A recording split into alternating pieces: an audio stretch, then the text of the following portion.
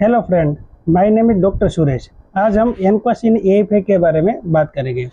AFI का meaning क्या है? तो एएफआई का मीनिंग है एडवर्स इवेंट फॉलोइंग इम्यूनाइजेशन, यानी टीकाकरण करने के बाद होने वाली अन इवेंट।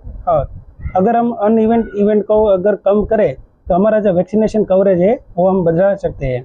तो हमें हमारी फैसिलिटी में एएफआई के अंदर एनक्वास करना है तो हमें कौन कौन से ज़रूरी दस्तावेज चाहिए उसके बारे में आज बात करेंगे। तो हमें सबसे पहला है केस रिपोर्टिंग फॉर्म। तो हमें अगर कोई फील्ड के एएफआई हुआ है तो उसका फॉर्म, अगर वरना ब्लैंक फॉर्म चाहिए।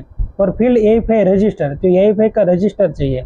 अगर कोई हमारे पास एएफआई होता है तो एचएमएस में हमने जो डेटा एंट्री की है तो लास्ट 3 मंथ की एंट्री चाहिए। अगर कोई केस नोटिफाई हुआ है एचएमएस में किया है तो हमें लास्ट 3 मंथ का डेटा चाहिए। और उसके बाद होता है कि लिस्ट ऑफ सीवियर और सीरियस एएफआई केस डेफिनेशन का लिस्ट चाहिए। लिस्ट ऑफ हमारी जो प्राइवेट फैसिलिटी है और जो हमने मैपिंग की है यूविन या एचएमएस में, उसका लिस्ट चाहिए। एएफआई में की जो गाइडलाइन है उसके हार्ड और सॉफ्ट कॉपी सभी जगह पे चाहिए।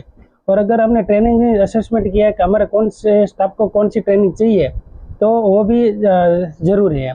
उसके बाद डिस्ट्रिक्ट एएफआई कमेटी की फाइल हमें चाहिए। उसके बाद हमने जो भी आईसी बीसीसी सोशल मीडिया प्रचार किया है तो उसका चाहिए। ये सारे डिपार्टमेंट की एसओपी चाहिए। इंटरनल असेसमेंट किया है तो उसका स्कोर शीट चाहिए।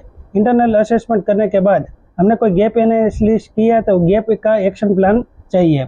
उसके बाद हमारे जो डिपार्टमेंट की क्वालिटी ऑब्जेक्टिव है, क्वालिटी पॉलिसी है, तो जो भी हमने बनाई है जो क्वालिटी ऑब्जेक्टिव पॉलिसी अपने स्टेट के लैंग्वेज वाइज हमें ज़रूरी है।